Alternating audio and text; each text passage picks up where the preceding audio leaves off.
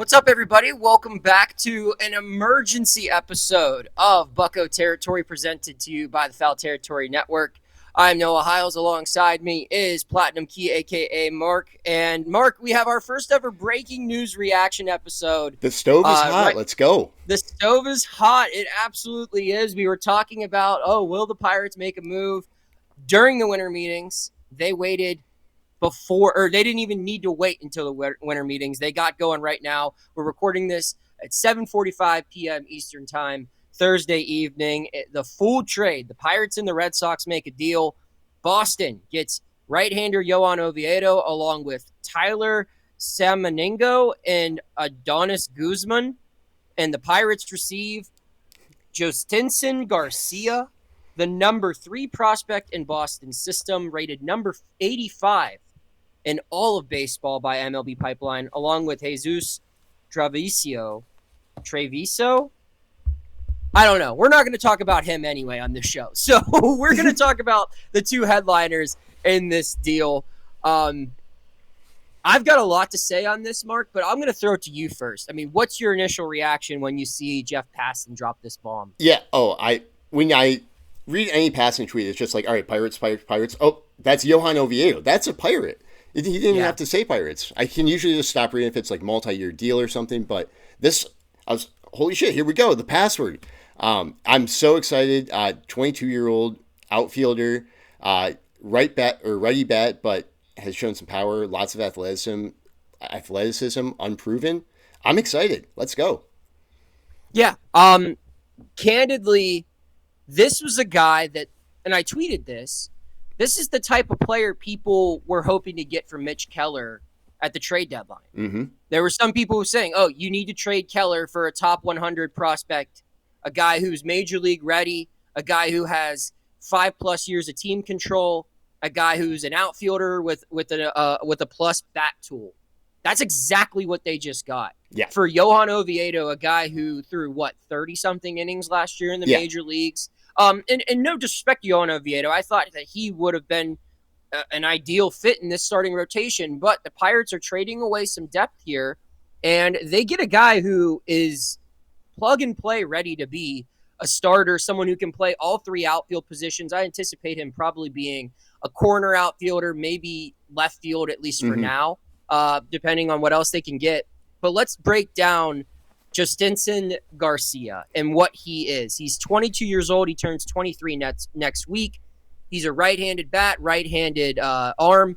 He measures at 6 foot, weighs in at 163 pounds. Probably need to put some beef on that frame a little bit. Hit tool is a 45 grade. That's the weakest of it. But the power 55 grade, runs at a 50 grade, arm 60 grade. That's his highest tool. Field tool 50, and he's an overall 55 grade prospect. And those scouting grades are per MLB Pipeline. He played 5 MLB games this year. Mark, he in AAA he played. What am I looking at? 81 games, where he slashed 271, 334, 498. That's an 832 OPS. With 12 doubles and 18 home runs. He hit 21 total home runs in minor league baseball last year in 114 games. Mark, and again, I'm going to pass it to you here, but again, I want to emphasize, I think this is a tremendous deal for the Pirates. Oh, yeah. I think this has to be the highest rated prospect Cherington's acquired in his time as the Pirates general manager as far as the trade's concerned. I don't recall a lot of top 100 prospects coming here. No. And if I'm wrong, people, I encourage you, tell me in the comment section. Yeah, let us know. But I'm pretty sure this is the highest rated prospect Cherington has acquired in his time as no one else is manager. Coming to mind. So, but, yeah. I mean, Garcia has me so excited. Just because this is a guy who could have 20 to 30 home run potential. He's 22. He has 5 games in the majors, and that's it. So rookie eligible. Yeah.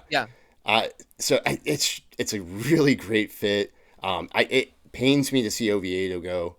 Such a fiery guy, a competitor. I loved how just the tenacity he showed, trying to fight Ronald Acuna Jr. Or not fight, but just stand up to him. And back down from him. Yeah, and he would do that with I think it was Don Kelly tried to pull him where he just did not want to come out. I really liked his just attitude that I saw from a fan standpoint. So it sucks to see him go, but I'll be rooting for him, and hopefully Boston does well with him. But I know I have a really good feeling about the password. Yeah, I mean, that's for clarity. That is his nickname, the password. But I mean, let's be clear here. This is a far from finished product. He is a rookie, but this is something the Pirates were missing last year. A young top 100 major league ready bat that is going to potentially provide a spark to this team. It's Jack Suwinski with upside. Well, it's more than that. Jack Suwinski was never a top 100 rated prospect. This is a guy that, I mean, this is the guy, like I said, that they were, if they had this guy in their system last year, he would have been on their opening day roster. Yeah. But they didn't. And so this is somebody that, I mean, I would imagine will have an impact on 2026, but even beyond that, they added a piece to their future. And we know how good this rotation can be without Johan Oviedo, because we've seen it all year, essentially, until he came back up in, what would that have been? August. Yeah. So I don't know. I think it's a win-win here too. And I also think it speaks to the depth of Boston's outfield, where they can trade away a number 3 prospect like this, because they just have so many other guys that they're probably another guy they're going to deal as well. Someone else from that outfield. I was going to say, it'll be interesting to see how this impacts what Boston looks to do with their other trades. Are they looking for like the same like level of pitching? Are they still interested in a Mitch Keller? Well, and that's worth asking as well. So we brought up Boston and how they have a surplus of outfielders. They just traded one away. Probably not the biggest name out of that group that was expected to get moved. Right. The same could be said for the Pirates and their pitching right now. I'll ask you as we kind of wrap this show up, Mark, is Mitch Keller safe now? Or are they going to trade a second pitcher? Yeah, no, I don't think Mitch Keller is safe at all. I think you still need more bats. As much as I love Jhostynxon Garcia, he's not a single fix to this offense that was last in home runs, last in OPS. He has a lot of upside and makes his team way better in the future. But yeah, I mean, this almost feels like I kind of wish it feels like Ben Cherington didn't want to take the big swing and kind of took the safer option, maybe. If they were talking Keller and Wilyer Abreu, and then they're like, well, you know, we don't want to trade Wilyer Abreu, but we give you, like, we settle for Oviedo and Garcia. I think this tells me that they wanted to take Keller to the winter meetings. Okay. Yeah, that's what this tells me. I think that they were like, you know what? Let's make a deal now, because Boston clearly wanted one of their pitchers. And when they got this offer, they're like, this is a no-brainer. Right. If you could get a top 100 prospect, major league ready outfielder for a guy who threw 30-something innings for you year, coming off TJ, and who would have been probably your number 4 starter this year. And maybe just blocking younger guys from coming up. Yeah, you still have Hunter Bucco in the mix for the rotation. Yeah, I think this is a great deal. And clear space for a left-handed pitcher.